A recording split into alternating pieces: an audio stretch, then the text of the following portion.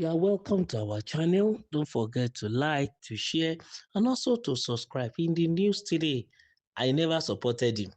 I supported VP Yemi Osinbajo during the primaries. Who is saying all this? Najatu Muhammad.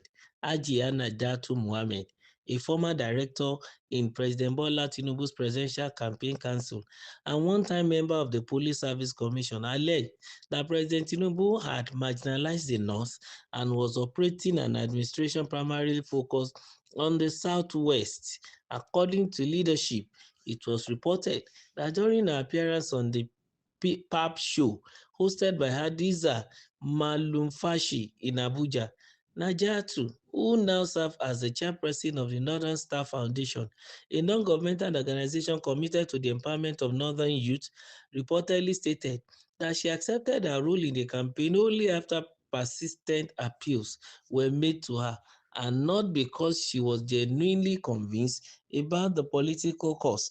She said, I never supported him. I supported Vice President Yemi Osinbajo during the primaries. But when Tinubu won the APC ticket, I was asked to serve as a director in charge of NGOs, which I found contradictory because NGOs should be apolitical. Well, this woman, we remember her as part of directors, yes, in the Tinubu presidential campaign team. And then along the line, I think she resigned and then she decided to play the opposition, believing that she doesn't believe in the mandates of President Bola Ahmed Tinubu. And the rest is history today because the man eventually won the election and he has been president for the past 2 years. But then here is the woman again on another platform, okay, talking about the matter. I know so many things might have, come out in the process of the discussion on the platform that made her to now utter this particular statement that still she's still helping the whole world to understand, letting us see that she's not in support of President Bola Tinubu ab initio. And still, up till now, she's not in support of the president. Her belief is that her support was for the vice president then, that's Professor Yemi Osinbajo, who also contested during the primary, but then eventually President Bola Tinubu then had to win the primary then as Asiwaju Bola Ahmed Tinubu. But be it as it may, those times have come and gone. And I don't know why the woman at this present time talking along this line. But whatever may be the reason, I think the situation might not be far-fetched. Probably some issues have come up as regards challenging her, to explain her role in a government that some Nigerians has perceived as, inflicting a lot of hardship on the people and also a lot of things, economic decisions that are already bringing about hard time for Nigerians. And maybe it's by her own defense trying to tell the world that she has nothing to do with President Tinubu, or she doesn't have any hand in whatever decision President Tinubu might have been taking, because she's not his supporter right from the beginning. Our own preferred candidate happens to be the former Vice President, Professor Yemi Osinbajo. So she has already cleared the air. And then as regards why she was previously as a director, even the President Tinubu's campaign team, she also made mention of the fact that she had to be, convinced or somehow persuaded even to, join that campaign team, because she categorically said it that he was asked to serve as director of NGOs when Tinubu became the flag bearer of their party. And she even came out to say she found it contradictory because NGOs should be apolitical. But my question is, if you know this is how the situation is supposed to be, why do you take the assignment from the beginning? Because sometimes our politicians can be funny.